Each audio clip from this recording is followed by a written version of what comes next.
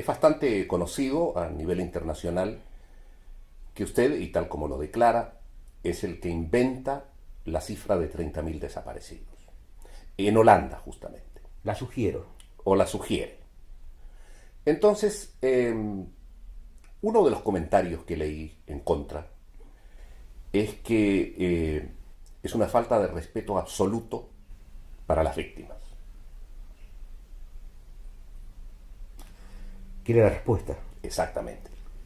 En primer punto, se discutió, lo dije, lo conté varias veces, digamos que era irrisorio hablar de genocidio con 4.000 víctimas, con 4.000 nombres.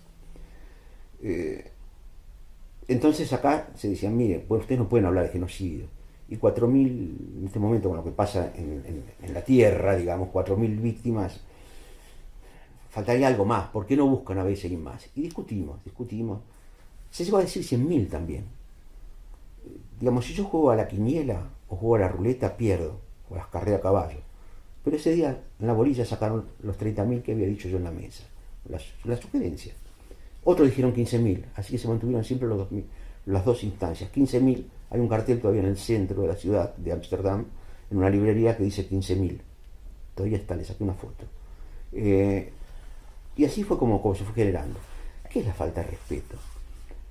La falta de respeto es que en nombre de la sangre derramada, bien o mal, el gobierno kirchnerista haya robado 2.500 millones de dólares del Banco Central diciendo que era para pagar el subsidio a las víctimas de los desaparecidos. Primero, los familiares no son víctimas, las víctimas fueron desaparecidos. En segundo lugar, no se justifica 225.000 dólares por persona. Primero porque si yo ataqué el Estado burgués, quería destruir al Estado burgués, ¿por qué le voy a exigir al Estado burgués ahora que me pague lo que yo hice en su momento? No puede ser. Lo que queda claro es que no existen las víctimas, la cantidad de víctimas necesarias para cubrir esos 2.500 millones de dólares robados. Por eso saco los 30.000. Denunciar que es falso, que la cifra se agrandó por dos motivos. Por la necesidad de subsidio y luego se mantuvo para justificar el blanqueo del dinero que se robaba. Entonces quienes dicen, primero no sé quiénes los dicen, pero a mí no me lo dijo ningún combatiente. A mí ningún compañero mío de la organización, me encuentran por la calle, algunos me saludan, otros no, ninguno me vino a decir, está mal lo que estás haciendo, jamás. ¿Quiénes son los que lo dicen? ¿Quiénes me insultan? ¿De dónde salieron? ¿Tiraron un tomate alguna vez? ¿Escondieron a un compañero? Yo me fui en el año 77 llevando conmigo compañeros, ayudando a compañeros heridos a salir del país, que no eran de mi organización, que no tenía por qué ayudarlo. Los que me critican, ¿quiénes son? ¿Soy un delator? Jamás. Lo dicen los mismos servicios de informaciones, lo dicen mis mismos compañeros. Estuve preso, declaré, no, ni Paco Urondo ni yo abrimos la boca. Entonces no tienen de pegarme. ¿Cobré el subsidio? No, no lo cobré, lo ataco. ¿Cobré el subsidio por haber estado 2 veces preso en 1965 y en 1973? No, yo no voy a sacar al pueblo, a mi pueblo que está en la miseria, a los jubilados, el dinero para que me paguen un subsidio a mí cuando yo tuve la oportunidad de exiliarme en Holanda. Holanda me brindó todo, digamos, hice toda la universidad en Holanda y vivo bien en Buenos Aires, cuando estoy en Buenos Aires. ¿Esta es la respuesta? Clarísima. ¿Superó Argentina ese momento del 76 o todavía se está pagando la cuenta? No, se está pagando la cuenta porque la división, digamos, entre buenos y malos, según la óptica que uno utilice, le sirvió al gobierno para construir un relato y con ese Cuando relato, usted dice el gobierno kirchnerista bueno, generó un relato. Primero aclaremos que los Kirchner fueron hombres, son dos personas que nunca fueron montoneros, que eran allegados a la juventud peronista de La Plata, que se fueron dejando un tendal en La Plata y que después, en la época del proceso militar, cuando sus compañeros supuestamente morían, ellos se sentaban en la mesa y trabajaban con el gobierno militar en la Patagonia, con la ley 1050, 1050, con que se hicieron ricos robándole a los pobres lo que no tenían. Entonces aclaremos quiénes son. no los quiere mucho usted a los Kirchner. Me parece que no. No, espero que no. Esa gente, digamos, construyó un relato. El relato de los buenos y de los malos. Y el relato del genocidio. El relato del terrorismo de Estado.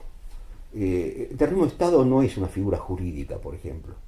Entonces, pero asusta, terrorismo de Estado. ¿Y nosotros qué éramos? Terroristas de abajo, terroristas civiles. En Argentina hubo una guerra. Y lo importante que ocurrió no es los muertos, los buenos y los malos. Es saber en qué fracasó el proceso político para terminar en un conflicto armado. Todos sabemos que la guerra es la continuación de la política por otros medios. Quiere decir que en algún punto la política fracasó, o los políticos fracasaron. Entonces, cuando nosotros nos alzamos por la democracia, traspasamos la lucha democrática para intentar conquistar el poder del Estado. Una concepción absolutamente leninista. Necesitamos la estructura del Estado para dominar el país. El Estado se defendió. ¿Qué hizo? Sacó a sus hombres, sacó a su aparato de defensa del Estado, las Fuerzas Armadas, y vino el choque. ¿Operaron mal las Fuerzas Armadas? Sí. La metodología empleada no fue la correcta. La lucha era justa de las Fuerzas Armadas, era justa. La nuestra era injusta, era injusta. Éramos idealistas, fuimos idealistas, porque fuimos a la guerra creyendo en algo que no existía, en algo utópico. Los militares eran idealistas, fueron idealistas, porque pelearon por la patria. O sea, ambos bandos pelearon por la patria. Unos queríamos una patria socialista. Yo descubrí lo que es el socialismo cuando por primera vez viajé a Alemania y caí al muro. Ahí descubrí lo que era el socialismo. Entonces pensamos que el socialismo era la panacea, mientras que el otro bando era consciente de que en ese momento se estaba librando una batalla en medio de la Guerra Fría. Es decir, nosotros éramos, sin ningún tipo de duda, títeres o manejados de una u otra manera por Cuba y por la KGB. Por lo tanto, yo creo que la guerra nuestra fue justa en su inicio, y la respuesta militar también fue justa, y la razón la tenían ellos. Se equivocaron en la metodología. Tenían que habernos detenido, habernos juzgado y habernos fusilado, pero no habernos hecho desaparecer. ¿Por qué? Porque ellos emplearon la táctica y la estrategia norteamericana en Vietnam y francesa en Argelia.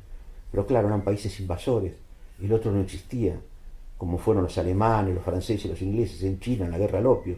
El otro no existía, la destrucción total. Y nosotros nos sentamos en la misma mesa, festejábamos la Navidad en la misma mesa, los cumpleaños, los casamientos, los entierros. Éramos parientes, hijo del general fulano, hijo del médico tal. Ese fue el error militar. Eso es lo que se ganó el odio, la desaparición. Pero eso no quiere decir que no se pueda superar. ¿Se puede superar el odio? No, no se puede superar. Es decir, el militar que le mataron a un familiar va a odiar siempre, y el familiar que le mataron a su hijo guerrillero va a odiar siempre. Entonces, ¿qué hacemos? ¿Qué es la concordia?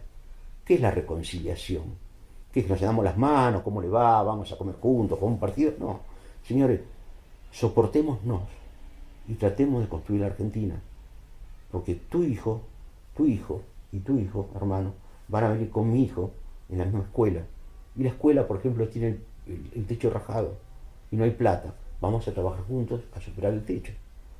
Y hay una inundación y se necesita voluntario. Vamos juntos a ayudar a esa gente. Eso construye la Argentina. Nosotros somos la sombra del pasado. No somos más el eje de la Argentina.